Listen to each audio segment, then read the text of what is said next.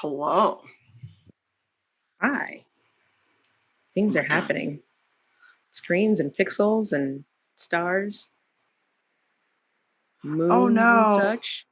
It'd be an easy fix here. There we go. Can't hear Candy. Okay. Yeah. Typical. Haha. Can you hear me now? Oh, no. Thank you for the follow, Michael. Oh, yeah. Thanks for the follow. Appreciate Hey, it. Michael. Some more cast in the house. Hello.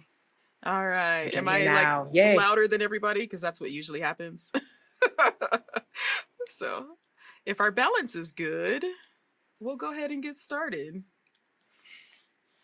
Thank you for the host.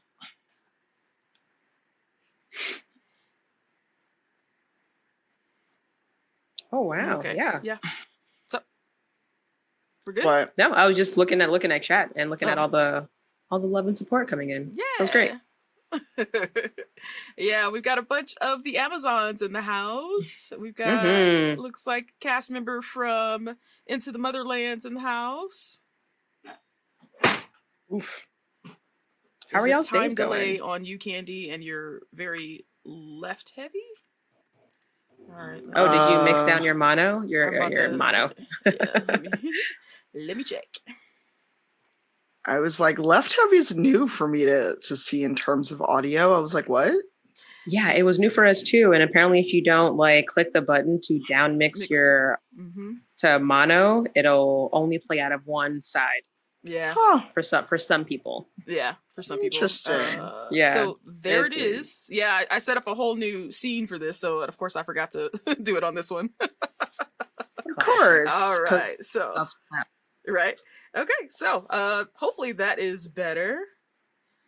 Yeah. And we should be good to go. All right. Pie. Heck yeah. Yeah, let's get into this. All right. Hello, co-workers, and welcome to the Motherlands. Welcome to Back to the Motherlands, presented by Dicey Amazons and Critical Bard.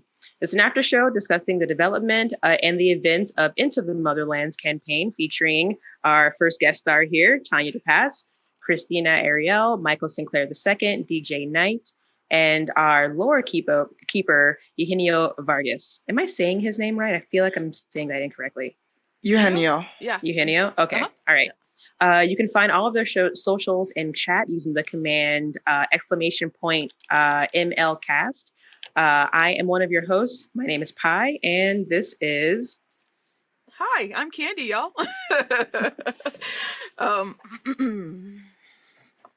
If you would like to support our channel here at Dicey Amazons, sorry, I read the wrong paragraph there. If you would like to support our channel, we are sponsored by Dice Envy and Grinding Coffee Co. The links are in chat, and if you use the code Dicey Amazons, you can save 10% or more on your first order. Candy, do you want to introduce our lovely, illustrious guest? Oh, illustrious, whatever. Absolutely. We are very excited to have with us today Tanya DePass, also known as Cipher of Tyr, who is the creative director of Into the Motherlands campaign and plays Invictus as part of the cast. Welcome to the Amazon tribe, Tanya. Hello. Hello. How are you? Doing pretty good.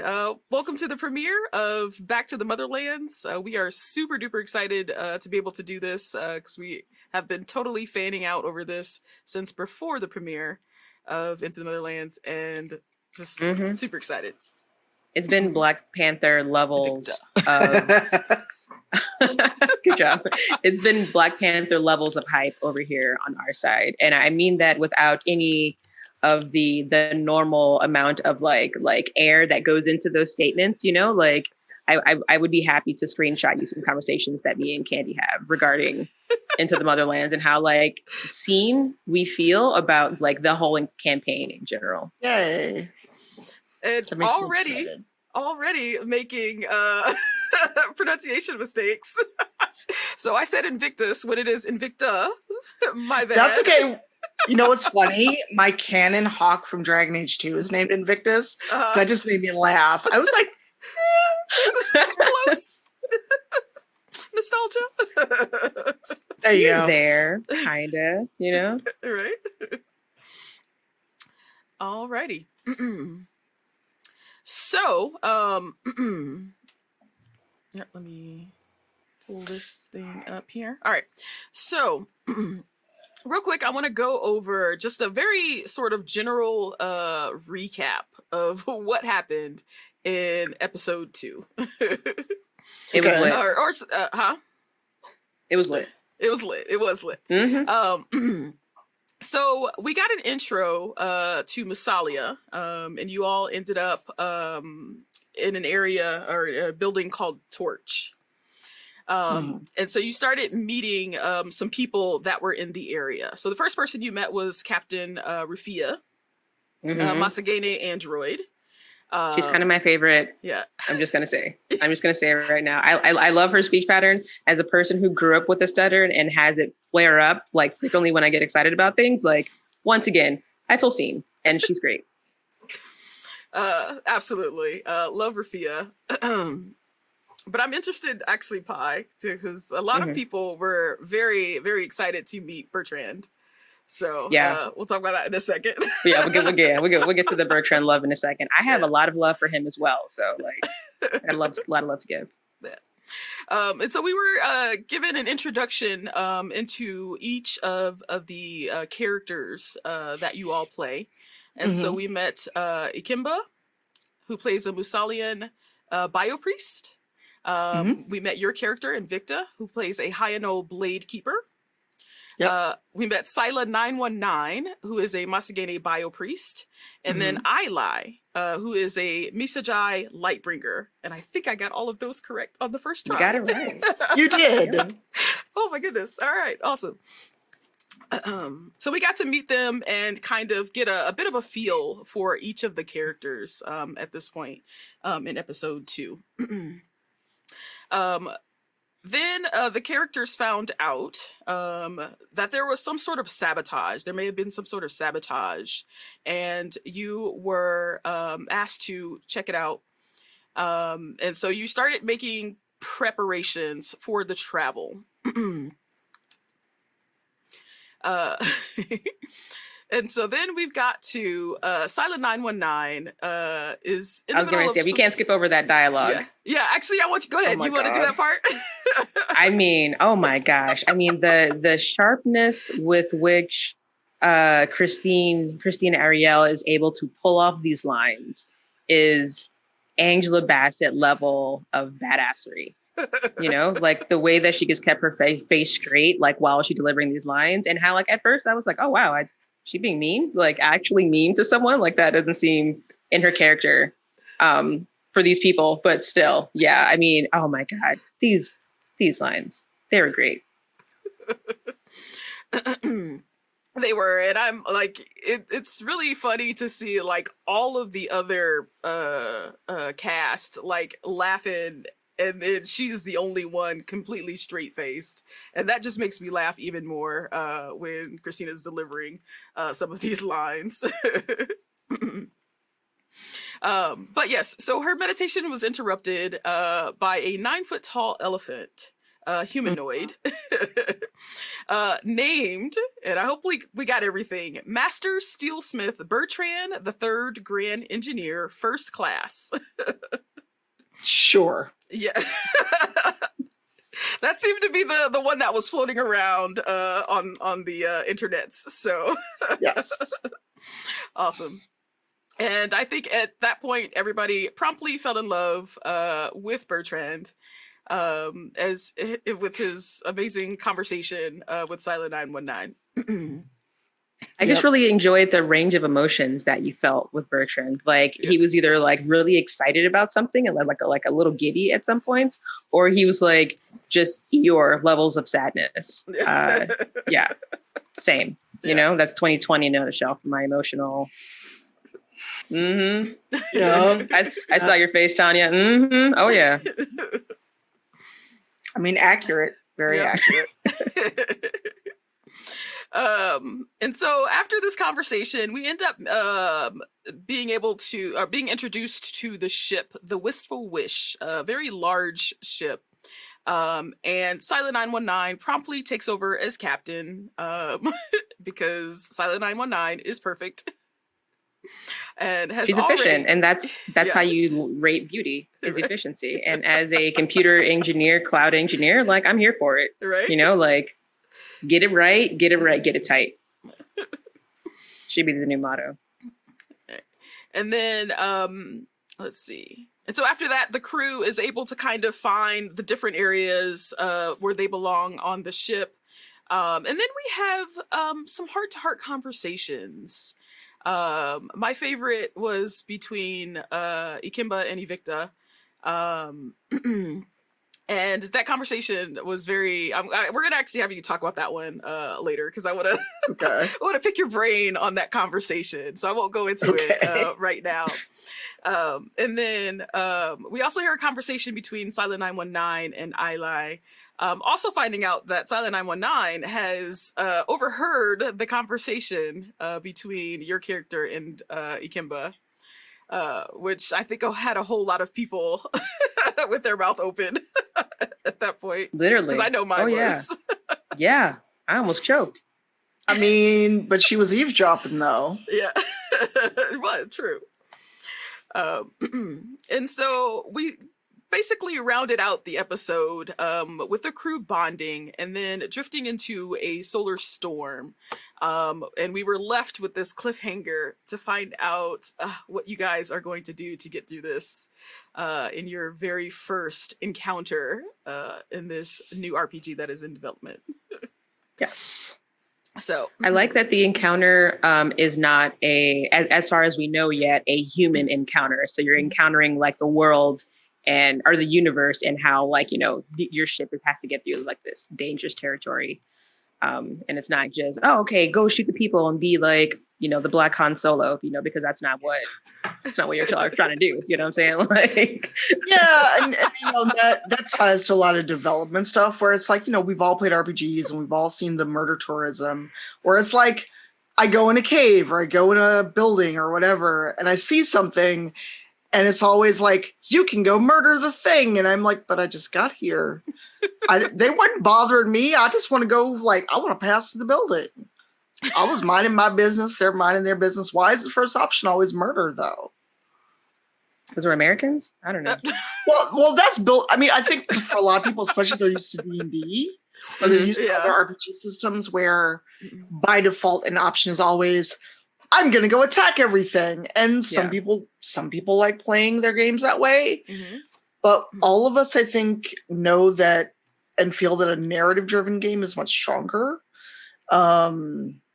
It's like if you've been playing Baldur's Gate 3, almost every encounter you have, there's always a I attack option. And I'm like, I just had like a brain worm put at me. I ain't got time to fight everybody I meet. Right? I gotta go. Option. Yeah. I gotta get out of here. I got shit to do today. Like I'm a ticking time bomb right now. This little worm's just chilling in my brain. I got place to be. Yeah, I can't live my life like this, and you're trying to fight me? No, get out of here. Right. You're like, no. Alrighty. So, the first set of questions are going to be sort of more general. Okay. And not necessarily episode specific, and then we'll get to those a bit later. It's like we're like legit interviewing Tanya for like, okay, so these first, this is going to be a behavioral interview first, then we're going to get into the technical interview after you pass the behavioral interview. Oh my God. Nope, didn't sign up for that. Goodbye. Right? In meeting. Goodbye. Like, Bye. Do you want to leave the call? Yes or no? Fuck yes. Get me out of this interview. All right. So, our first question is, how does it feel to be working on this type of project with a full Black and people of color cast? I mean, it feels great. I picked everybody, so. But, you know, and it's like, not being facetious, it's the first time, you know, even though Rivals is all Black and POC, and for a while it was an all Black show, depending on how casting was going. Mm-hmm. This is the first time in doing any of this that, one, I'm in the driver's seat. Everybody picked with someone that I chose for reasons, because of their work, because of their, you know, things that they've done. And there's nothing that can replace that, because I have never been in a situation in any job that I've been in, any production I've been involved in, where it's all Black folks and people of color. And I don't have to wear the mask. I can message Dave and be like, so you know the part where we read this and this was a thing, and like, how do we manage that? I don't have to do corporate Tanya. Mm-hmm. Because I'm not dealing with like a company or whatever. And not like a lot of projects I'm on are like that, because it's still, RPG is still creative space. Yeah. Mm-hmm. But I can holler at Dave in a way that I can't like ring up, let's say, I'm working on 1776. Like I can hit a Gabe like that because we're both Black and we both got that kind of, we need to talk about this. Versus I can't ring up like the person in charge of it and be like, so there's a problem here. Yeah, Mhm. even if that were like a racial problem too, Right. And and the thing is, like, I don't know who has ever had the experience of being in an all Black work environment or all POC. It's freeing and it's empowering, and it's also terrifying because Twitch was like, here's some money, go. And I'm like, okay, sure. All right, we're gonna do the thing. You know what? It's funny you say that, because that's kind of how we felt when we got the go ahead to do this show. We're like, okay. I mean, you asked. I was gonna be like, no. Hey, you never know. No, and when you asked, I was having that like kind of, but we just had one session. Yeah, what? Oh, people want to do that for the show already? Okay, I'm gonna go cry in a corner now, because I mean, this is something that is built from the ground up. Mm-hmm. So it's one of those things where it's like, I didn't expect a fandom. I didn't expect fan art while we're still live on session 0. You know. That was amazing. That was shocking. Oh yeah.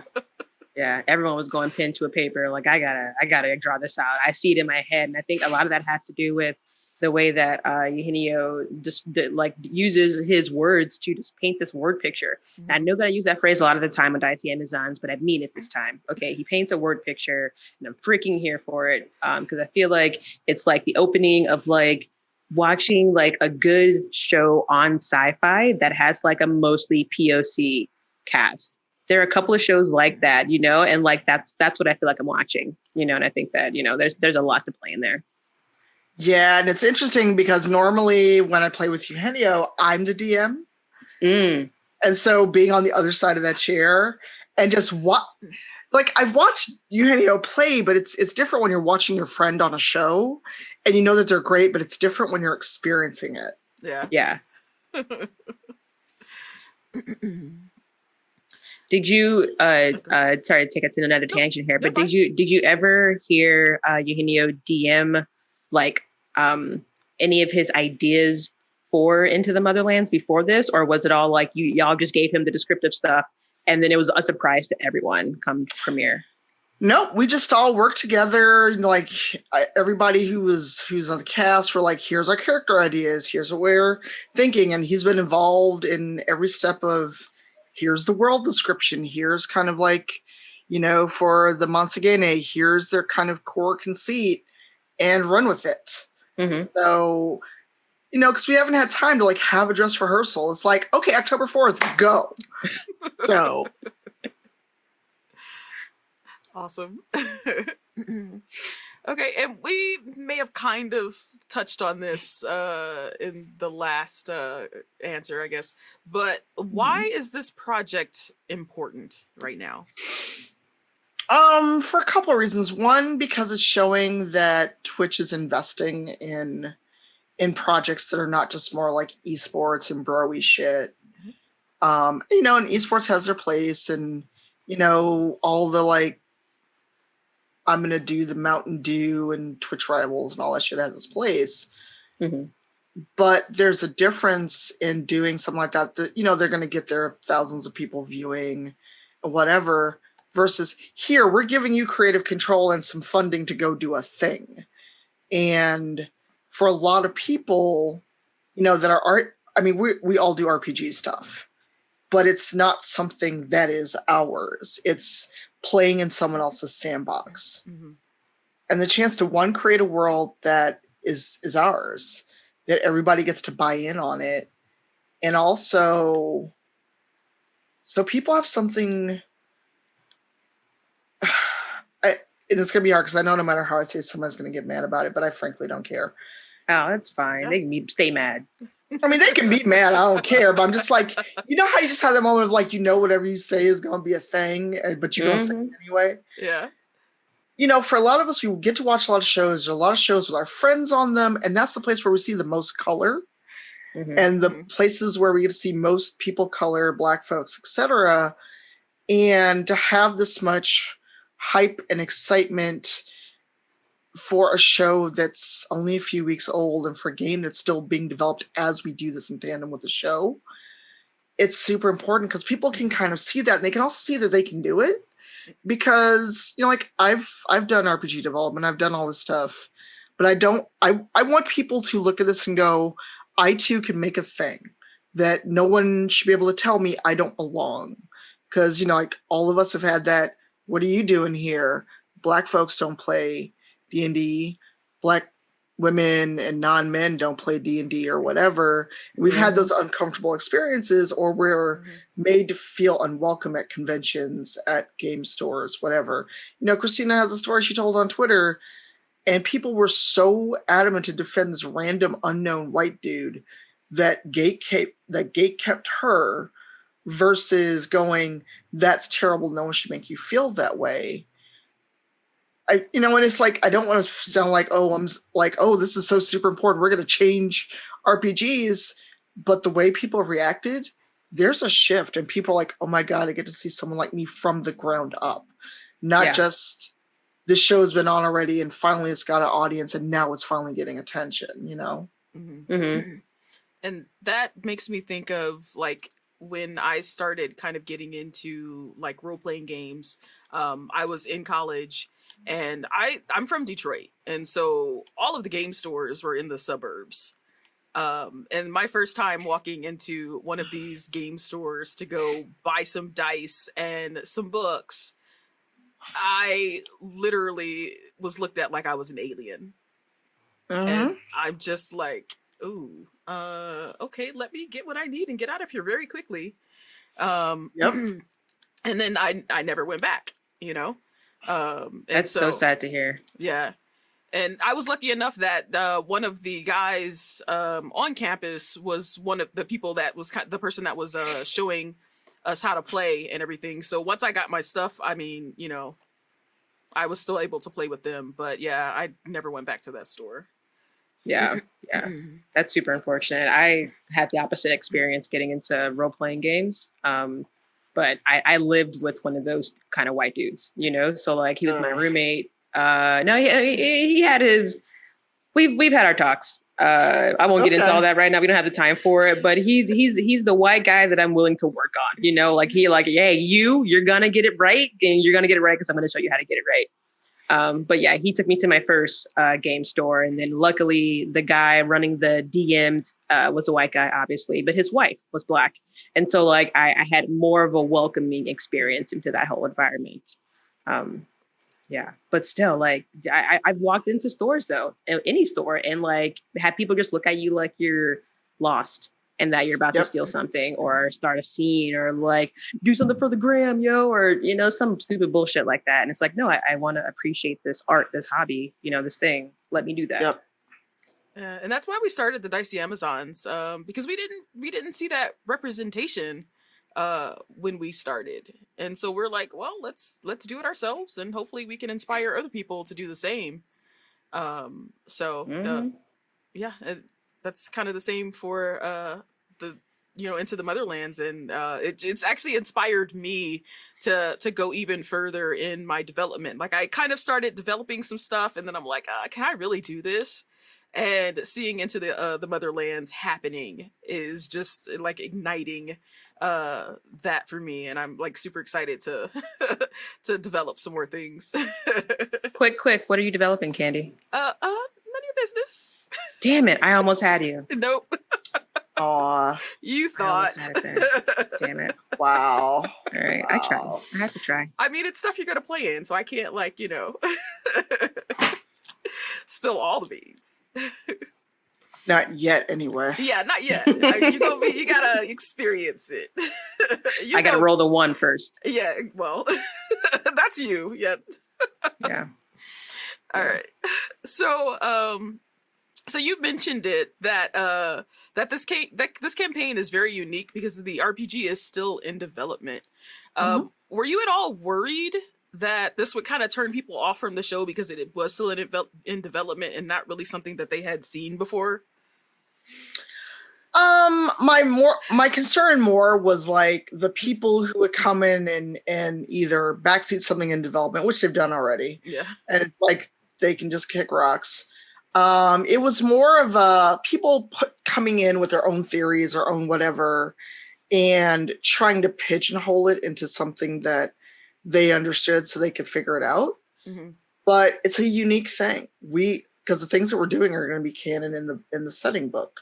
The characters that we're playing will be canon, and those kind of epic level characters that you may or may not meet in the book or as you run your adventures.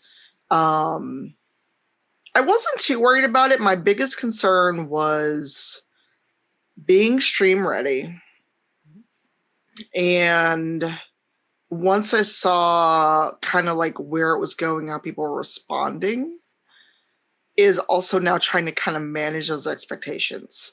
Because the day after the announcement went out, I streamed. I did a just chatting stream.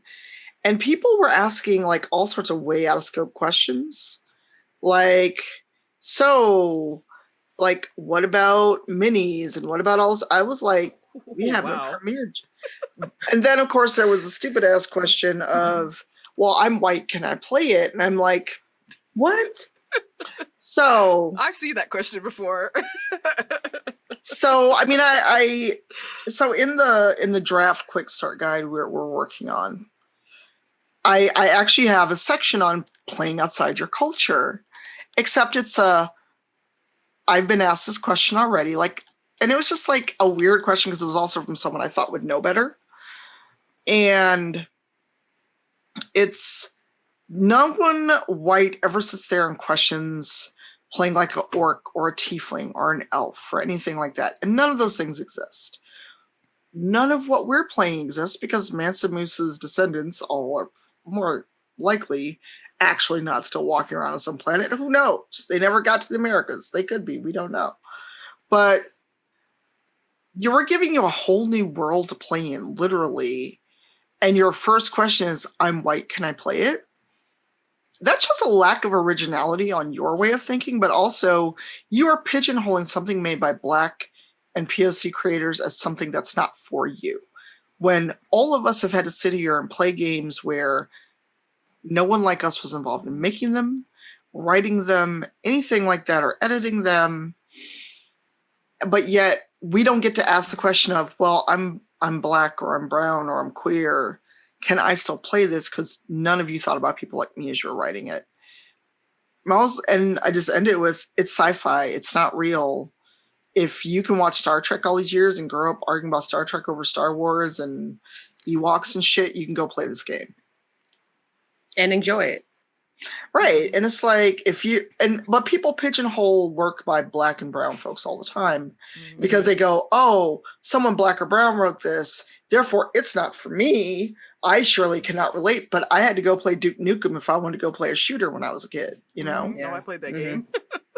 Right. But it's like, I had to be the blonde, beefy white dude and nobody told me, oh, I'm sorry you can't relate, you know? Mm-hmm. Yeah, I really think that people who try and pigeonhole creative pieces by BIPOC people also do the same thing for mostly European content. You know, like they think that their content is meant to be played and portrayed by European descent people, and I think that's why you have people that were so angry about Rue being Black in Hunger Games. Yeah.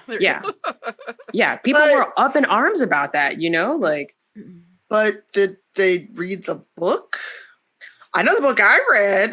right? Yeah. She sound like a Negro to me, like, I don't know. I mean, she's literally described as black, and it's like, but people were mad that she was accurately cast in the movie. And that's the kind of thing where it's like, you did read this book, but because people are so trained to not think of other people, yeah, even though she was described as black, people went to see this movie and were shocked. And I'm like, here, literally here. Should I read this for you? People think curly hair and they think, not C4 curly hair. They think, the big curls. Oh yeah. They don't think that you can go, red hair just grows like that. Like my hair locks if I don't do anything with it, that's just how my hair grows. Right. Yeah. And I wonder, it is, but I think it's one of the reasons why is because of like how prevalent like white people are in everything. And so even with those descriptions, they automatically just go to, oh, this person is white. Like, and so we, definitely got some changes to make, in entertainment as well. Mm-hmm. Oh yeah, absolutely. The status quo, Yeah. Everyone feeds into it. So it's time to break that cycle. This is the year of breaking cycles. 2020. We're just breaking everything. Absolutely. Mm-hmm. All right. So you're kind of like leading into my questions, which I am loving right now. Who, me? No, Tanya. So okay. You mentioned earlier sort of like the future of Motherlands and how like people were kind of already like minis and like all these other things, like when are these coming out? How do you envision the future of Into the Motherlands? So we are in talks with a couple of folks about putting out a physical book. And I mean, because there's so much that I can't talk about because I'm in the middle of getting everything like trademarked and all that stuff. Right. But what I envision is hopefully like at some point next year, people will have a book in their hands. We some way can keep doing the show because everyone's getting paid and I'm not going to ask people to work for free. Especially if we start out with like, I can pay you. And then it's like, well, no more money from Twitch. I guess that's it for the show. So Dave and I have talked about crowdfunding if this was a one and done deal from Twitch. So at least we can keep the show going because we do have other conversations happening about getting the book out. People are already making minis on Hero Forge, even though they're like, oh, I have a description. I'm gonna go make a mini. Yes. Yeah. And they turned out pretty good from what I saw, right? Like they weren't bad. Yeah, and and people are excited and they want merch. And I put it out there on Twitter. I'd like to be at that hype level of Critical Role, but I'd also like to still have life, which I don't know would be possible if we got there. Yeah. But I also want our show to be unique, and it is unique. I want the game to be unique. But what I don't want is to have basically, oh, you're just D&D but with black folks, or always pigeonholed as diverse. Because yes, I did point out that it's all black and POC doing this, but because I don't think there's ever been a crew that's all black and POC by design. And yes, we're using the Cortex system, but everyone involved with writing the words of this game and being on screen is black or a person of color. Or queer. So we are intersectional and very brown and very proud of it.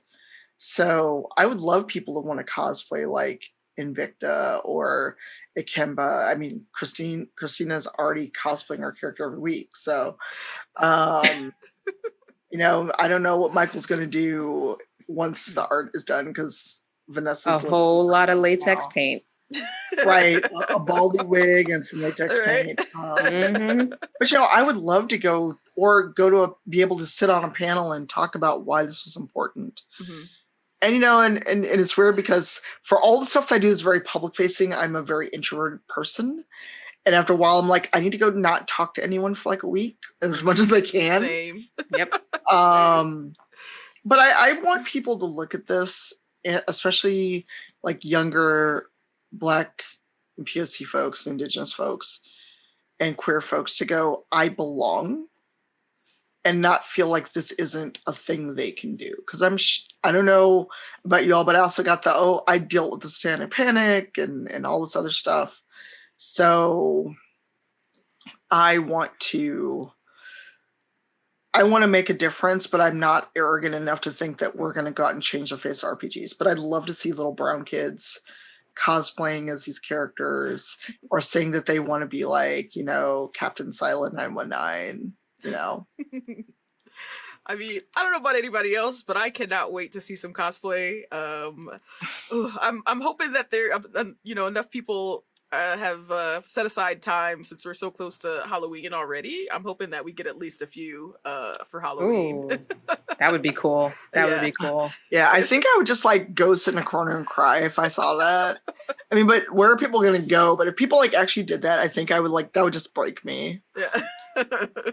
So basically, me and Akimba have the same haircut. So like, I could just like wear a sleeveless shirt and like get some robes and like boom, boom, boom. There we go. There we go. Oh my God, DJ would fall out again. I might do that. I might. It's done. It's done. Yeah. Come okay. On, you got this. Right, DJ's gonna fall out. Yeah. Yeah. Give him a little bit of the gun show. Yeah. Awesome. I can't wait for that. Yeah, and the scars. And the scars. And the scars. Do the whole thing. Mm-hmm. All right. Yep. The whole shebang. Yep. Awesome. All right. Pi, did you want to take the next questions? Yes, please. Yeah. Okay. So, are there any details on the first interactions between Musalayans and? Okay, hold on. I'm gonna get it right. I'm gonna go back to the high pronunciation. Hyanol, like the first interaction between those two. It's mostly going to be in the lore of the worlds. Mm-hmm. But imagine kind of like Vulcans and humans' first contact. Oh. Okay. Because, without giving too much away, because it's hard because like there's so much lore stuff that we've done and we want to tell people, but we also want to be like, here's a lore dump. You don't need to buy the book now. Yeah. But imagine that kind of like you're a descendant of Mansa Musa. You have arrived where you're like, this isn't the Americas. How did we get here? And your fleet is just in this weird planet and the water looks nothing like you expect. And then you see basically hyenas walk up to you and you're like, what's happening? So, kind of like Vulcans and humans had that first contact thing. Oh, so I would. No, sorry. Go ahead, Candy. I was going to say, so as Pi says, it might be a little bit spicy. Could be, but imagine if we were chatting or we're out or we're like out hiking and we see basically a two-legged hyena and we're like, what? Yeah. And then it starts talking. Yeah, I would begin to vacate my bowels at that point. There's nothing. That's terrifying, right? Like to actually see that, like 2020. Come on, like my rat tail cannot save everything. Okay, so right, but this is like when they arrived on this planet 2,000 years prior. So you are a 14th century, Malian, like from Mali, and you come across something that you would know as a hyena, and they're like, "The fuck is a hyena?" Yeah. So yeah. I'd be afraid, and I'd be like, okay, so whatever they say, we're gonna do basically, because they have the smarts, because they're talking hyenas, right? We all agree with that, right? That'd be me. Yeah, I mean, they talk, but it's like they would have some kind of universal translator technology, but okay. You're sitting there like, huh? Yeah. And so like they would cotton on to like, oh, they don't understand us, and of course they're like brilliant and smart, and they're sitting there like, who are these hairless people? Like, what's happening? And you're like, survive? Are they right? Like, and y'all are thinking like, are they going to eat us? Yeah, absolutely terrifying. But still amazing that the two cultures were able to like come together and like live in the same area. Like it didn't divulge into what normally happens, which is I'm afraid of you, which means I'm going to do everything I can to murder your face. Which is, because we said no colonialism and no slavery. Mm-hmm. So. Mm-hmm. Because we weren't going to be like, okay, the black people wind up on a strange planet and they go Columbus that shit. We're not doing that. Yeah. Okay, here's the thing. You did it again, Tanya. You did it again. Like what you just said leads into my next question. So apparently you've had access to our Google Doc, and I feel I have that. No, I don't even. Yeah. Okay, so my next question is: was it difficult to create a world that avoided a lot of the Earth baggage? Did you find it difficult to avoid any of those dated tropes around coming to a new world, trying to avoid Columbusing the whole situation? No, because like we're all black and brown folks and we're tired of seeing that in stories that we watch, that we consume and things like that. And it was like, when B Dave and I were sitting around and kind of coming up with the initial conceit, we both said just flat out there's no history of slavery, there is no colonialism. Because when we get sci-fi stories, when we get cyberpunk stories or anything like that, there's always like some ruling class, someone owned people, or they all had all the money before the world collapsed or what have you. And so we were like looking at something like Wakanda, where black people got to flourish and they never knew slavery. Like without those shackles of oppression, how much brighter was their future? So we just said, nope, not doing it. And then wrote the rest of the world, because we also want it to be where black people, like the humans of the world, if someone's bad, they're bad because they want to be. Yeah. We get to fail. We like anytime we're in movies and things like that, we normally don't get to be the bad person without some kind of weird motive of there's mental illness or it's revenge or whatever, or we go the other way and it's like, oh, it's a magical Negro situation where you're teaching the white people how to be decent humans. And so we're like, okay, all those things that we hate, no, they're done. Absolutely. I love it. Yeah. I mean, it makes the world a world that I can honestly dream about. Like when people say like, oh, like where would you go if you could travel back in time? Like the answer is nowhere, because I'm a black queer woman person. And I would be persecuted all the way in the past. So yeah, like this world, this environment, this universe gives me and a lot of other people a place to be like, okay, well, I can imagine that world. I can see that world in my mind. And I can feel like that world is a world that would be accepting of me just being a black person. I don't have to be spectacular or magical or like saving people from whatever, I can just exist. Yeah, you could be mediocre and that's okay. You could like be like, you know what? I'm flunked out of bio preschool, deuces. I'm gonna go be a spine ripper.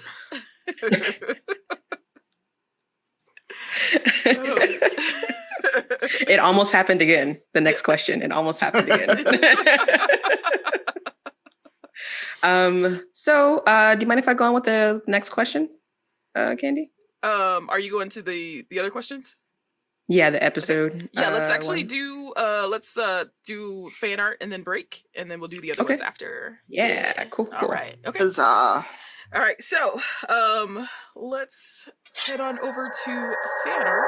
Hopefully everything works correctly. Oh my god, it is. Oh, look at that transition. So smooth. Yo. Yes. Check that out. All right, so Tanya mentioned earlier that Session 0, episode 1 of the show, people were already posting fan art and they were not even done with the Session 0 yet.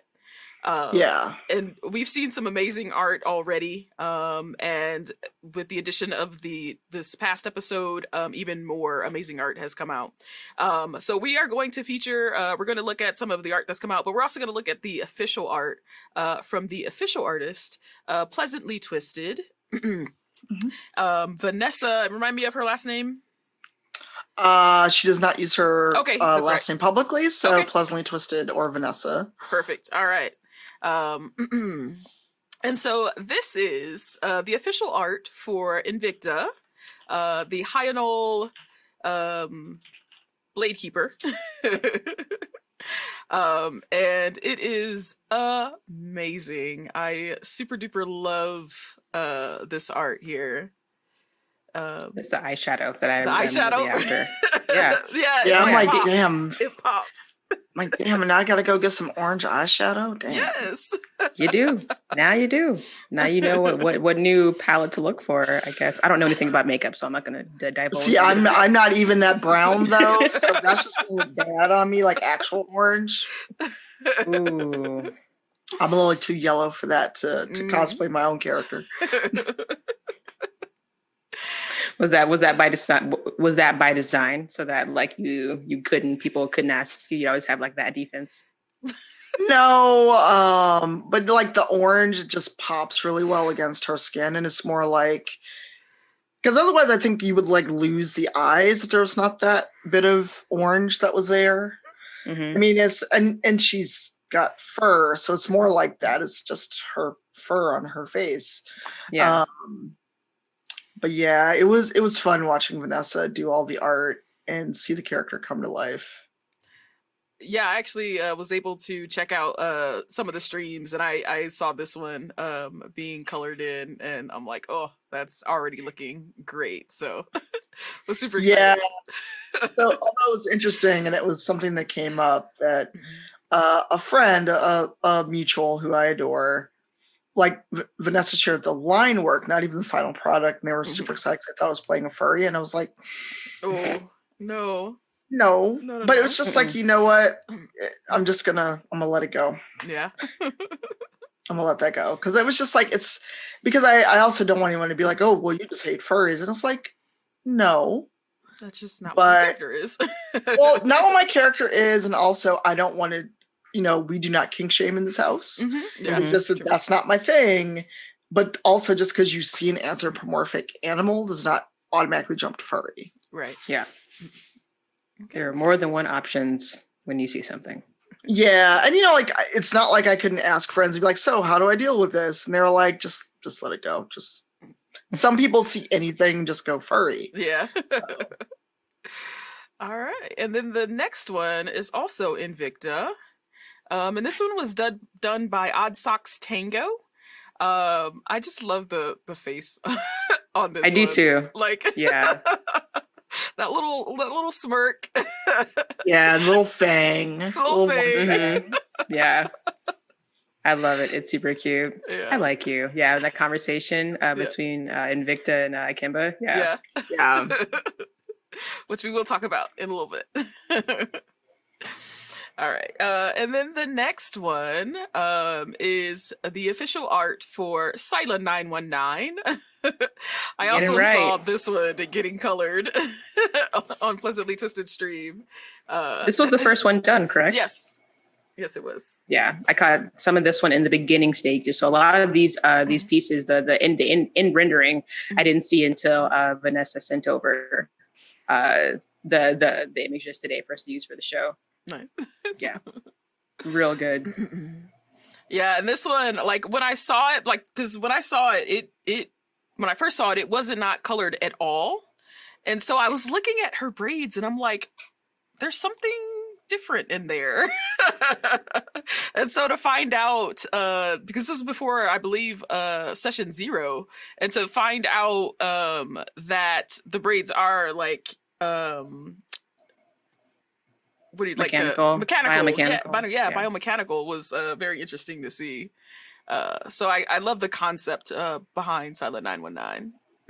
I'm also very excited to see like how Silent 919 will use them in the future. Like, is this in R2D2 situation where she can use her braids to hack things, basically, or is it more of like a prehensile appendage? Like I'm very interested to see like what decisions Christina makes with regarding those. Yeah.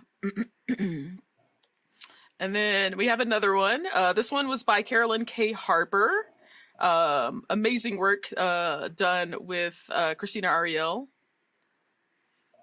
And this one was made last week. Yeah. So this one was session 0 Yeah. piece that was done. And yeah, amazing. Yeah. And Christina had mentioned that sometimes her hair could be in a fro and sometimes it could be braids. And so that's why this one has like half fro and half the braids. So it's really cool. I just figured she was in the middle of getting her hair did. Yeah. You know, like sometimes you got to walk outside with half your hair did. It'd be like that. It'd be like that sometimes. I mean, half my middle school years. This one was posted, the first time I saw it was last night, or actually this morning. It looked like it was posted late last night. And this one is amazing. Christina has been cosplaying her character on stream, and this is like very nice. It even has the logo that I believe you created, Tanya. I did, but it's like kind of like split up. So I'm trying to kind of split it. Yeah. Yeah. But I like the color that it adds to this. Like it really, it actually really makes this pop even more. So this one right here is very nice. In this one, I really like the lighting and the shading in it. That really makes it pop very, yeah. Yeah. And next we have Ikimba. There's your hair pie. Hey, the swoop. The swoop. You know? Official artwork again by Pleasantly Twisted. And you can even see the scar there. Oh man, I love this. I love the color of his skin in this one. You know, not everybody can do like dark skin well for art. And so I really love how it was done here. And I believe either you, Tanya, or like the Motherlands account posted some like tips and tricks for how to draw. That was me. And I, you know, like, oh my God, thank you so much. And I'm like, I was so not being altruistic at all. I had a feeling. That was not altruism. That was not me being kind. Just for clear. Yeah. So just to explain for chat, Tanya sent out a post on Twitter that gave some tips and tricks on how to actually draw and color like Black people. Because some of the art, you know, didn't really look like Black people, you know? And so I thought it was great that it was sent out. You know, people, it helps to learn new things and to get things, you know, more accurate. And so hopefully people actually take that to heart if they need it and, you know, and run with it. Oh, yeah. And also, like, sometimes people are afraid to ask, you know, they don't know how to ask for, like, hey, I don't know how to color this person. Like, how do I shade, you know, this person that has, you know, a darker complexion? Yeah. So hopefully it was helpful instead of like, you know, how some people tend to take things when you criticize them. But I'm not them.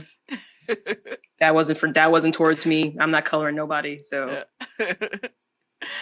And then next up, we have two pieces. I wish this came out a little bit bigger, but this one's by Remy Lee Art. And this was done like during the second episode, and just doodles. And so we got this super cute little doodle of Bertrand here in the middle. I love it. Which I love. The sign too. Yeah, with the little sign. We've got Silent 919. We have the conversation between Evicta and Ikimba.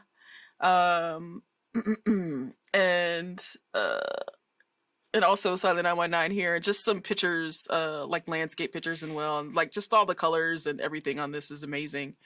And then the second one, go ahead. I was going to say that's another thing that I really enjoy about this, and maybe you can speak a little bit about this, Tanya. But the colors that people are one coming up with for their fan art, or two, maybe it's just something I'm imagining, but like the world feels more colorful. Do you think that is due to the Eugenio's amazing description of the world, or do we just imagine POC worlds as being more colorful a la Black Panther? I think it's a little bit of both, because Eugenio is just such an amazing storyteller and descriptor of things. But also, like, we didn't want dull browns and grays. Space is always like, everything's dusty and Mhm. gray, and Yeah. people always look like they just like rolled around in the dirt because they're on this planet in space. And a lot of the cast members are like take inspiration from African clothing, which is bright and colorful and cheerful. This is not a sad, drab world we're building. Yeah, That's it's a fun amazing to world. It's a see. colorful world. Yeah. And I think everybody was pretty much wowed about this one. Also by Remy Lee Art. Again, just that the color pops and the their version of the characters came out absolutely amazing on this one as well. So, I'm going to say it wrong. Islay, I lie. right? I lie. No, Oh, no, no. it looks like Remy's in the chat. Hello. Oh, hey. Hey. Hi, this is you. And it was a little bit of both for me. Awesome. That's good to hear. Nice. Thank you for joining us, Remy. Yeah. Is it just me, or does Ilay's character look a little bit like Avatar? Like a darker skinned Avatar? Is it just me? I think it's the head tattoos and the bald head is like striking Avatar for me, which I love. I love that. I was just like, huh. I would totally see I could totally see like a darker version of like the Avatar animated series like be done, and like that wouldn't bother me or send me into like a little tiffy. Yeah. And then the last one we have, I don't know if anybody has seen it or everybody have seen it, but Pleasantly Twisted has released the line art for I Lie. And this is very interesting. I can't wait to see where this is going. And I know she was streaming earlier, and I didn't get a chance to catch it. Okay. That's right. She's still on. So I don't know if it's an art stream or she's doing something else. It's an art stream. I just flipped over to it. Oh, okay. It's amazing. It looks so good. Okay, all right. I can't wait to see this one. But yeah, I'm very interested with this line art. I can't wait to see where this goes for I Lie. All right, so that's all the art that we have to show you today. If you are interested in submitting fan art, you know what? I didn't do a command for that, but we will put the link for that in chat, and then after a break, and then yeah. So we're going to get heading to break right now. About 5 or so minutes, maybe a little bit longer. We'll see. And we'll be back. And you guys can check out the fan art a little bit more, the original art and the fan art a little bit more on our Be Right Back screen. Okay. So see y'all in just a little bit.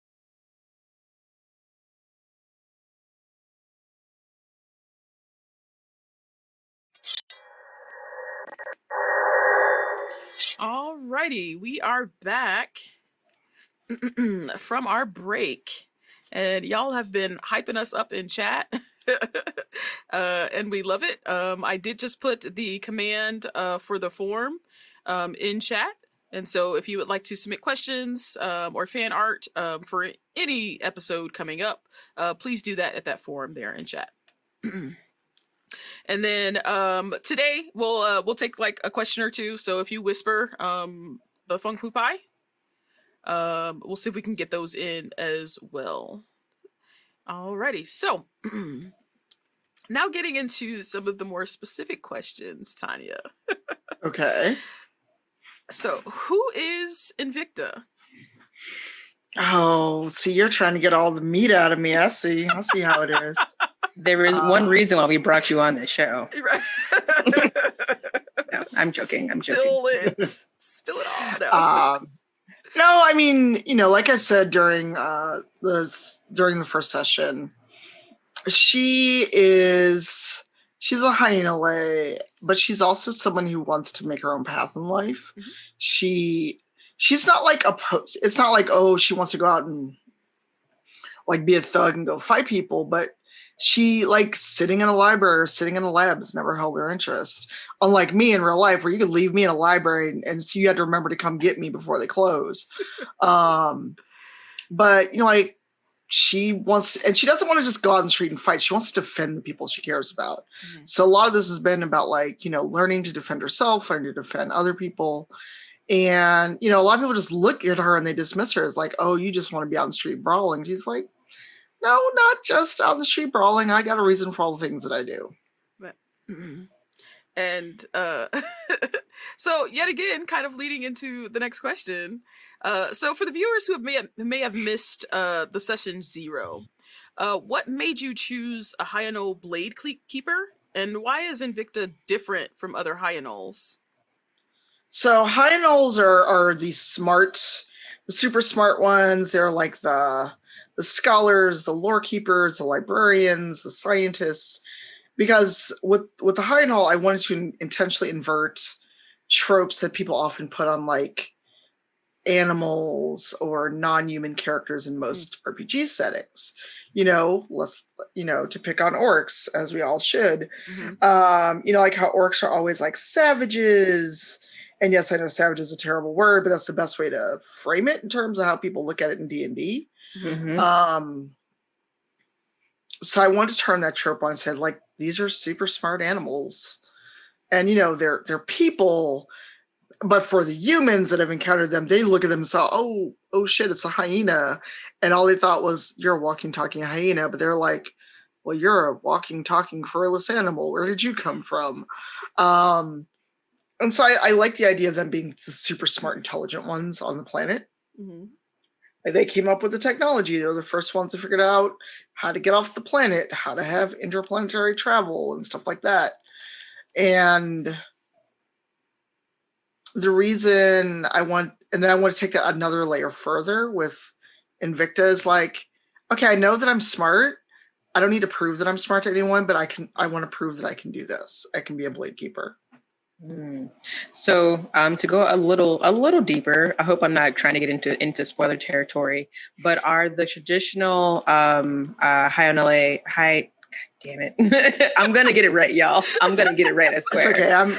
We wrote it and I still mess it up. It's okay. Hyonal are the traditional Hyonals, are they I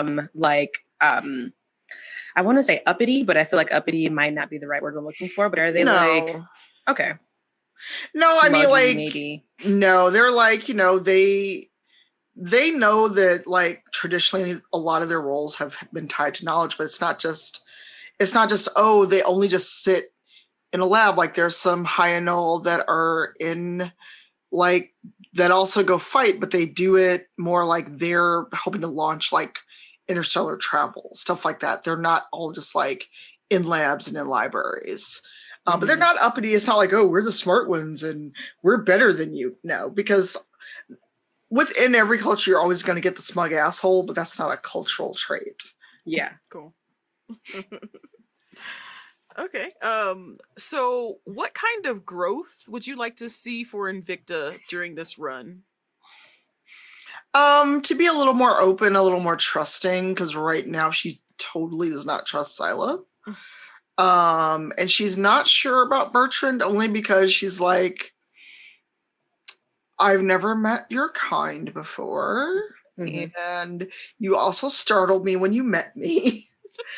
And I'm on this ship that makes me feel like I'm back in like grade school because I'm in a booster seat, literally. The booster seats. That idea of like these fully grown people that are seasoned, wise, not human beings, it's people, like entities in booster seats, like sitting crisscross applesauce, it makes me smile with delight, Oh man, yeah, there was a lot of moments of laughter, like finding out about like the ship and how you all fit in there. Yeah. So you mentioned that you don't quite trust like Silent 919. What about the rest of the crew? Like you had this moment with Ikemba. Really haven't had a lot of interaction yet with Eli. Yeah, I think with Eli, there's still you're not weird, but you're like the new kid in class where I'm not sure about you. And the whole, I thought you were coming in with me. No, I'm going to my room. And then it's like, when I run to you, it's like, I forgot exactly what I said, but they just said, hi. And I'm like, hi? I don't know what to do with this.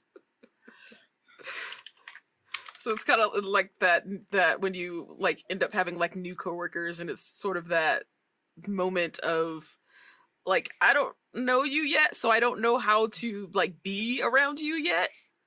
Yes. Yeah.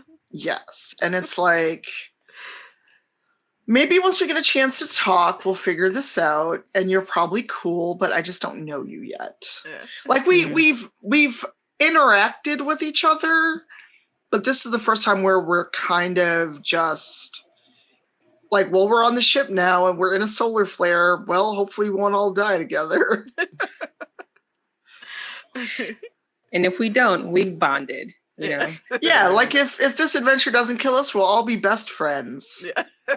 Except for maybe Silent 919, because I don't think she has any friends. But No. I don't think that's a bad thing for her, No, and and I'm hoping that they can thaw toward each other right now, because right now Invicta's feeling very like, ouch, that was kind of a slap in the face. You said, I was too bad you're not a Mansagene. It's like, and it's like, oh, okay, thanks.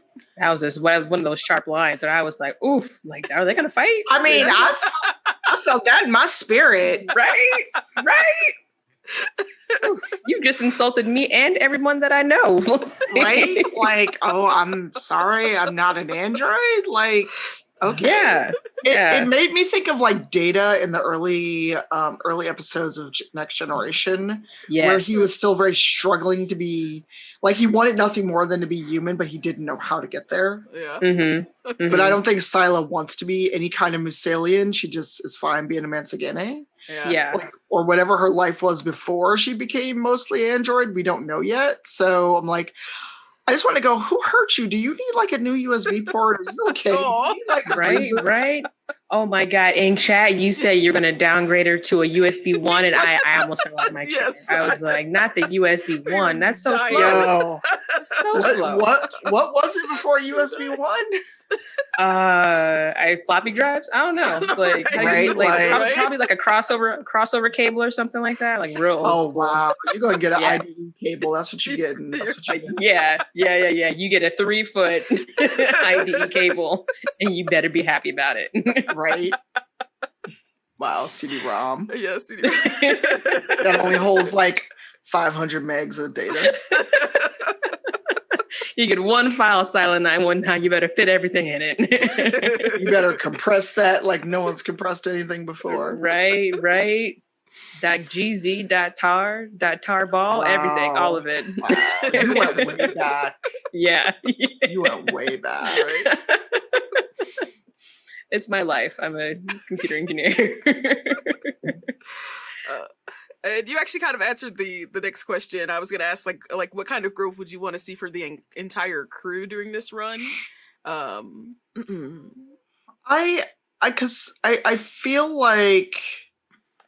like Akemba already is there and is is probably the most open of the group, and is like had some kind of personal folly that he's now paying for.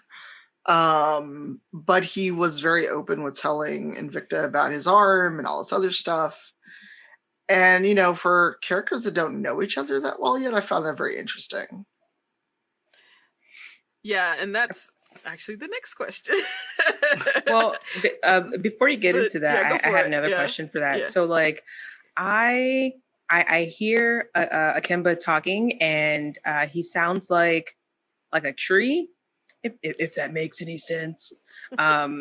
Where like he just sounds like stoic and like sturdy and grounded, you know, but still like soft and flexible. That's where I make that whole analogy. But when people start giving away their backstory too soon, like I think it's suspect, you know, like automatically I'm like, what else is back there? If you're giving this up now, what are you going to give up in, you know, on week 7, week 8? So, I mean, who knows? Maybe he's going to murder all of us in our sleep. We don't know. Oh my gosh. Now I'm terrified for you all. What the heck? I mean, I'm walking around with a giant, you know, knife, not knife, but I'm doing good. I'm okay. Yeah, so, I mean, okay. Oh, sorry. Go ahead. No, I was going to go to the next question. Tangent. So if you get, okay. Well, yeah, my tangent was like, who would win in a fight? Like, let's start that off now. Who would win? Oh my god. Yeah. I mean, I don't know because I don't know what training he's had. I've got like 3 blades on me, but if he's bigger than me and gets to jump on me, we'll have to see. But right, like if we survive the solar flare, which I hope we will, I hope we won't do all this and then die. I don't know. I feel like it would either be kind of a draw, or it would depend on if it was like an honorable fight, or we're just like, I'm tired of your shit. We fighting, and I just jump on him. All dirty. What about sparring? I feel like there would be a lot of sparring between the group, for practice and training, and. I honestly feel like Silent 919 wouldn't spar with us. She would look at that like that's a biological thing. No. Yeah, she has no need for that. Yeah. She just downloads, gets an upgrade or something like that, and she's good. Right. She's like, I already know like 20 fighting styles. I don't need you. The Matrix. Right. Like, oh, you want to fight? Which style? I got you.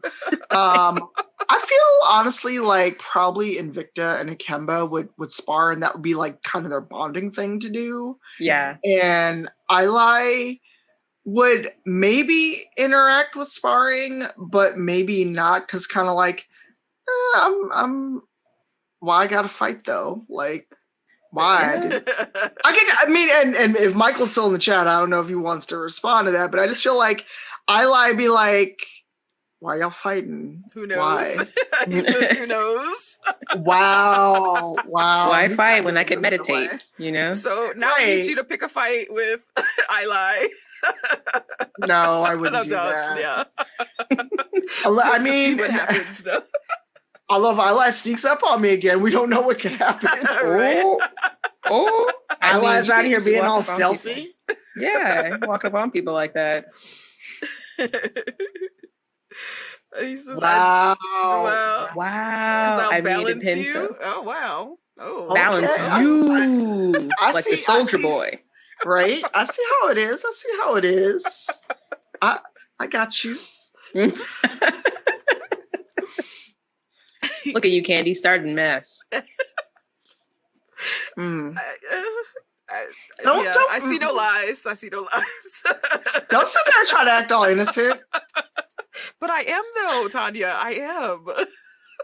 She dark side. Yeah, so hard. My crew always calls me dark side and whatnot, and it's hilarious. But anyway. Oh please, you trying to out dark side me? Yeah, no.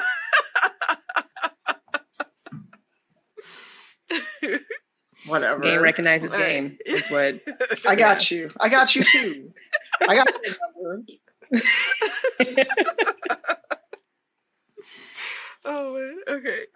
So I want to get your feelings about the conversation between Invicta and Ikemba. I feel good about it, and it's funny because so DJ and I got a chance to play together in the Dishonored RPG for QuakeCon. And without meaning to, without planning it, we wound up balancing our characters against each other in a fun way. So he played a character called Deacon Knight that was former whatever, I can't remember what it is, like the religious order in Dishonored, where he was like one of the guardsmen. He was super religious, and he was like literally a former man of the cloth. And my character was like this kind of almost like Zevran Arini, very wily assassin, but I called him Callous Day, and DJ was Deacon Knight. And we realized we play off each other really well. Awesome. I think we're almost doing the same thing here, Yeah. where our characters we're not conflicting in any way. And like, we both are like, okay, you're cool. I like you. You shared a little bit. I shared a little bit. And I feel like we're having that same synergy with these two characters that we did with Night and Day. Yeah. Mm-hmm.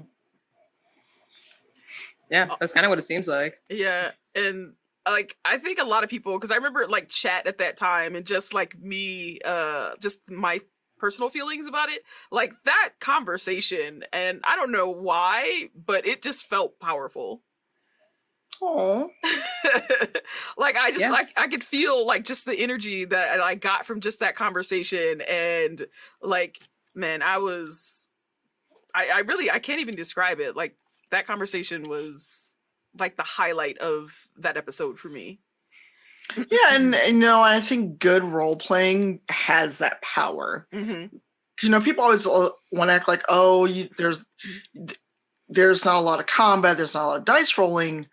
But an evocative moment between a whole cast, 2 characters, 3 characters, is going to stick with you. Yeah. Because there are moments that I've had playing Celise where like that really just fucked me up for like the rest of the day. I'm like, oh, I can't go do nothing else. I'm not okay. Yeah. And that's the power of like what we do with role playing and being at the table. And that's why when people get mad about like, oh, you're making up shit and it's a story or whatever, and it's like, but that's the whole point of being at the table. Yeah. It's collaborative. Mm-hmm. It's not just I'm the GM, or in this case I'm the storyteller and I'm guiding you and you do what I go say. And that's why a lot of people also stop playing RPGs, because that's not fun. Yeah. Yeah. That's not collaborative. That's like a dictatorship, like we're just doing. Right. But I'm sure we've all run into GMs that are like that, where it's like, no, I'm in charge of the table. You do what I say. I'm running the show. And it's like, well, you're not in my head and you don't know my character. So make that make sense. Yeah. Yeah. Yeah. Also, I won't be back for next week's session because you're a dick. Been there, done that. Yeah. Mm-hmm. Oh, yeah. Pi, did you have any other questions? Let me check. Yeah. So, I wanted to know, where is it? Yeah. So, Bertrand is a fan favorite. How are you feeling about Bertrand so far? What are your thoughts? Me, Tanya, I adore Bertrand, and it's just always so fun to see Bronze with her plush Bertrand on stream. Yeah. Invicta's waiting to see how this kind of encounter comes out, like the solar flare and everything. But he startled her. He was like, where'd you come from? How did an elephant sneak up on me? Oh, God. Like a 9-foot entity is like, just like oh, hello. standing. And I'm like, but she's like, you're the one we're going. Because what did I say? Like, you realize when, like, you're stuck at a party and this person that you don't know about, but then it turns out they're the only sober one and they're your ride home. Mm-hmm. In this case, they're the ride to the mission. It's like, Mm-hmm. Oh God. Yeah, this is going to be interesting, or we're all going to die. And so off that cliffhanger, like I feel like it's still a 50-50 shot of what's going to happen. Yeah, I would hope that we would not all die in the second episode. But it's a solar flare. The dice hopefully will treat us well. Yeah. And learning the dice pools and stuff is interesting. So That was my next question. So I watched the playthrough twice and the session 0, and I'm still a little confused on the dice pool mechanic. Could do you know it? Could you go into that for us? I will explain the best I can because Eugenio and Dave both really know it way better than we do, which is good because Eugenio's telling the story. So basically, I have a die assigned to my culture, which is Hyena. I have a die assigned to my profession, which is a blade keeper. my I don't have the character sheet open. I'm trying to remember what it is. It's basically based on who I am, what I do, what I believe in. And then any skills I may have, I can have a pool of up to 5 dice, but you pull your dice based on the situation. So when we were in the solar flare, it was I'm a Hyena, so I also know engineering. So culturally, this fits. Blade Keeper didn't fit because we weren't in combat. Yeah. But my truth of this is who I am fit, and then I use not knowledge because my knowledge is around blades and fighting, but one of the other dice. So I had a pool of 3 dice, and then you pick the 2 top dice. So basically what I did wrong, and wrong being subjective, is that the storyteller, GM, however you all phrase it when you can play the game, they roll first to know what your challenge is. So Eugenio got a 10, I believe. And I had already rolled, and I also got a 10, but unlike other systems, a 10 isn't an automatic win for the player. It goes in the DM's favor. So even though we both got a 10, it went in his favor, but it wasn't a critical failure. So 1s are still crit fails. And a 12 was a crit success because there's no D20 in Cortex. Right. It only goes as high as a D12. So basically it's a pool. Whoever's running the game rolls first, your challenge rating, and then you roll. And then if you have, I'm going to call them the wrong name, story points, or Michael, if you remember, let me know. But plot points, that's what it is. Then I can say, I'm going to spend a plot point so I succeed this it's life and death of my character. It's I'm not ready to die yet. I've spent this plot point. Then I can say I succeeded. It's if I wanted to, I could have spent my 1 plot point and said I succeeded that role. And then you narratively say what happened. And it's not it's not like D&D where it's I roll 1 die to always see if I succeed or fail. And then roll another die to see the level of success or failure. It's basically, here's a pool of dice. Your storyteller, GM, whoever rolls, they go, okay, well, you have to beat an 8. And you go, well, hopefully I can roll these 2 or 3 or 4 dice and beat whatever you just rolled. So it makes for more of a game of chance versus 1 to 20 all the time. Yeah, it also seems like it's more based on role play, how well do you know your character and the situation that you're in. So for people who, aren't paying as closely attention, might miss some dice that they might be able to add to the pool. Right. Yeah. And and it also makes you think about your character and how you put that character together. Because if you haven't done your character creation in a way that really thinks about who your character is, what their place is in this world that you're building.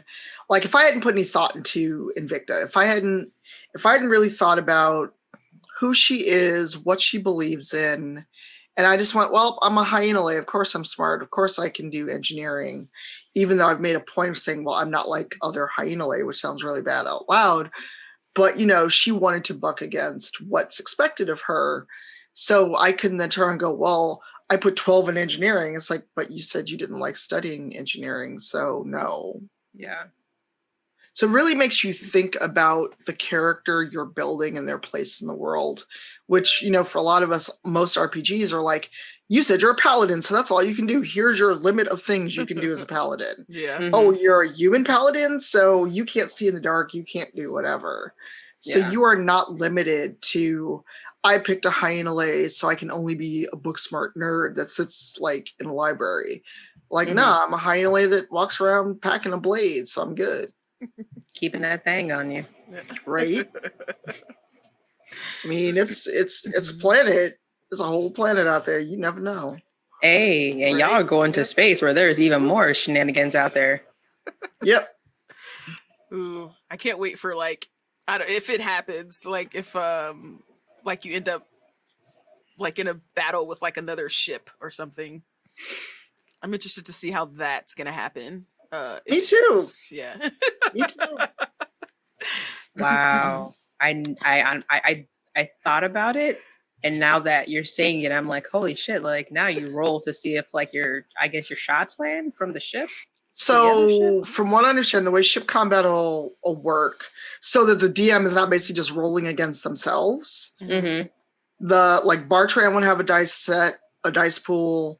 Everybody at the stations we all took at, we have a dice pool for those stations. Yeah. And so, if the other ship attacks us, the other ship rolls whatever, we all roll whatever. And then it's like, oh, well, you didn't beat blah, blah, blah. So what do you do at your station? So everyone has something to do. Mm-hmm. And it's not just the DM versus the DM because this is an enemy GMC ship. Yeah. We all have something to do and a way to affect the combat. Mm-hmm. Mm-hmm. Ooh, Yeah. Can't wait. Or to, I mean, I roll like absolute trash. So like anytime that anyone is like roll and I'm like, oh fuck, here we go. Okay. This is why I've got a whole bunch of dice literally on my desk. Well, do you have like a little timeout box for your dice? I do have a dice jail, actually. I do. Hold on. I actually have a dice jail from Wormwood Dice. It took 10 years to get here, and these aren't all in dice jail. I have a lot of dice on my desk, so this is where they're sitting. Yeah. But I have an actual dice jail. Nice. Oh wow! I need one of those, but for all of my dice. We had one and then new dice for a minute, and I can't find it. I moved, and I can't find it since I moved. But one that I 3D printed. Well, I backed the Kickstarter, and I literally forgot about it when it showed up. I was like, "What did I order from Wormwood?" So, awesome. You get for that's like when I'm like drunk on Wish, and like 3 weeks later I get a bunch of packages from Wish and Geek. I mean, I'm still peeping the coffee tables because part of me wants it, and part of me is like, no one ever comes to your place. Why are you looking to spend that much on a coffee table? Because it would be nice. It would, but I don't know if you can tell. It looks like there's a lot of room between me and the futon. There's actually not. It is a depth trick where because of the blur, it looks like I've got all this space. Mm-hmm. But I've got room for a decent coffee table, and part of me just really, really wants it because all the dice and stuff and the game books that are now double stacked on the coffee on the what do you call the thing? Bookshelf. That is blurred out to the far right of me would have a home beside being double stacked on this bookshelf. Yeah. Yeah. Yeah, Chrisanne, that's true. But a Wormwood, I priced out the table I would like for a coffee table. We're looking at $2,200. Good Lord. Okay. I mean, with all the wood choices and everything that I want, and it's Wormwood. Yeah. And the earliest I would get it would be June 2021. That's a long way. That's a lot of money. Yeah. And that's if I like decided to order it like tonight because they are fulfilling in waves. Ooh. Yeah. I mean, I love Wormwood, but their stuff is so nice. But yeah, like you said, it's a pretty penny and it takes forever. And like when we were building our studio, we were like, let's look at some tables. We were at like PAX or something because we're in San Antonio and they PAX have South, here. yeah. We're like, let's look, price some tables. The guy was like pulling all the compartments out and like, look at how great this is. And we were just like, and then we saw the price and we were like, we're building our own. Yeah, it was like no. But you know what? If I got it, like that would be a piece of legacy furniture. Mm-hmm. Oh yeah, absolutely. And like when I die, you're gonna grind that shit up and bury it with me because I ain't got no kids. I'm going down with it. Yes. Leave the felt. I'm gonna be like the pharaohs. It's coming with me. Right? Yeah. Yeah. Use it to make my coffin, like. Right? Like, it's like I'm like. Having just dealt with funerary costs, it's bullshit how much it costs to die. Mm. Yeah. It's still a lot of money just if you want to get cremated. Yeah. But if you want like an actual funeral and a coffin that they put you in the ground in, we're talking about 20 G's at some point. Whew. Yeah, my grandmother recently passed away, and we just got her cremated. That was it. That was it. Yep. I 15 mean, grand Oh, total for damn. the whole thing, for the whole situation, not just the cremating, but the whole I thing. was It gonna was say, yeah, damn. it was a lot of money. No, because for those that don't know, my mom passed in March, and it was sudden. I mean, she wasn't in the best health, but I didn't think she was like, and community chipped in, and even with like the lowest, not like low rent, that's a bad way to phrase it, but like even with a nice urn and stuff, it was still close to like 2,000 and something. Just for cremation? Damn. Well, between the cremation and the urn took like 2.5 months. So yeah. wow. I'm like, I could have walked to Indiana and got the shit as long as they took. Chopped down a tree. Yes. Wow. Yeah. My grandmother passed in August, and we didn't do her ash ceremony until April the next year. Took forever. Yeah, well, it's like a sealed thing, and I'm like, I don't know what I'm gonna do with this thing because it's bigger than I expected, and B, I'm like, it creeps me out a little bit to have an urn in my house, but where else was it gonna go? Yeah. Have you thought about doing that weird thing? I don't want to say weird. It's not a weird thing, but that thing where they take the ashes and turn it into like a piece of jewelry, like they compress it. I did. I actually did get memory, whatever they call it, the right word. I did get memory jewelry, but it's like, okay, as much as this urn cost me, it's not going anywhere for a while. So yeah, a little time. But it's like I'm weird about death and other stuff because like. Understandable. Well, okay. Yeah, we are a bit past our time. Well, we started talking. And we did, and it was great. I mean, it's us, so love talking. Love talking to y'all. But thanks for everyone for tuning in to Back to the Motherlands. Before we go, we want to thank Tanya again for joining us this evening. Tanya, will you please let our viewers know where else they can find you? You can find me on my channel, Cypher Tier. I tried to have a schedule, but life happened. So definitely you'll find me there Saturdays at 10 a.m. Pacific, 12 p.m. Central with Dungeon Crossing, where I teach people how to play D&D but use Animal Crossing. And then Sundays, same time on Sunday, but at Rivals of Waterdeep on Twitch. I'm GMing Season 8. Nice. We just premiered last week. So for 9 more weeks, we have Rivals of Waterdeep Season 8. And then obviously back there at 6 p.m. Central, 4 p.m. Pacific for Into the Motherlands. We have 10 more episodes of that. And this week, tomorrow, oh my God, I'm not ready. Over on Wandering DM's channel for the season finale of Dragon Age, we found Anders, so it's not Search for Anders anymore. But we are finishing up season 2 of Dragon Age RPG. We're going to take a little break. We're still talking about a 3rd season to see if that works out. And then, that's pretty much my Saturdays and Sundays are shot. Yeah. And there's a thing I'm doing that has not been announced yet, so I can't talk about it. All right. But yeah, and then for Motherlands, our producer Leonie has been very kind to pull the audio and make a MP3 of the episodes. So for now, there is an option for podcasting. Nice. But I did Coffee link out because podcasting is not cheap. And I'd like to be able to pay someone just to do the audio editing and not have yet another thing for a cast member to do. Because someone thought that they were being funny when they're like, oh, it's not like you don't know anyone who does podcasting on the show. And I was like, have you tried GMing and doing a podcast? Because editing audio takes a while. I personally hate it. Same.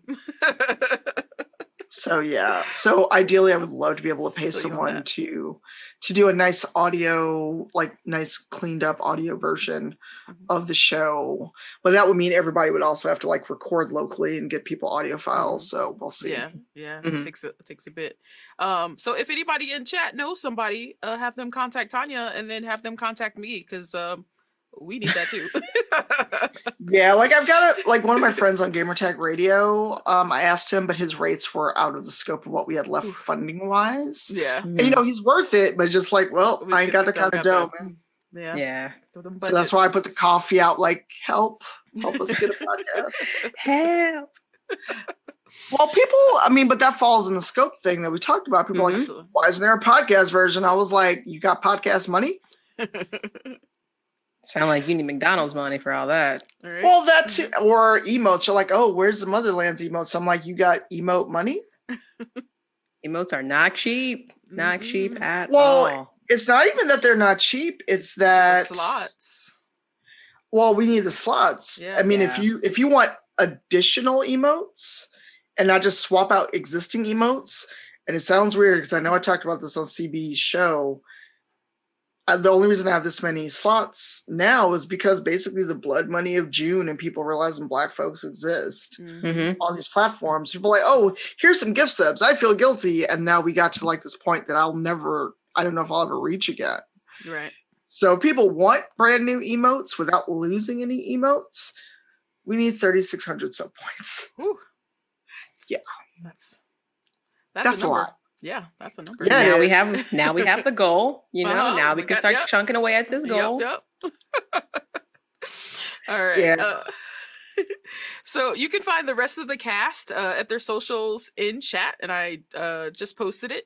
We want to thank our sponsors, Dice Envy and Grinding Coffee Co. Put those in.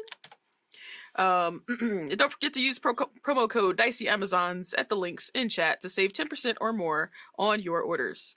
Don't forget to watch Into the Motherlands on Sundays at 4 p.m. Pacific, 6 p.m. Central, 7 p.m. Eastern, and midnight at BST. That's over in Britain.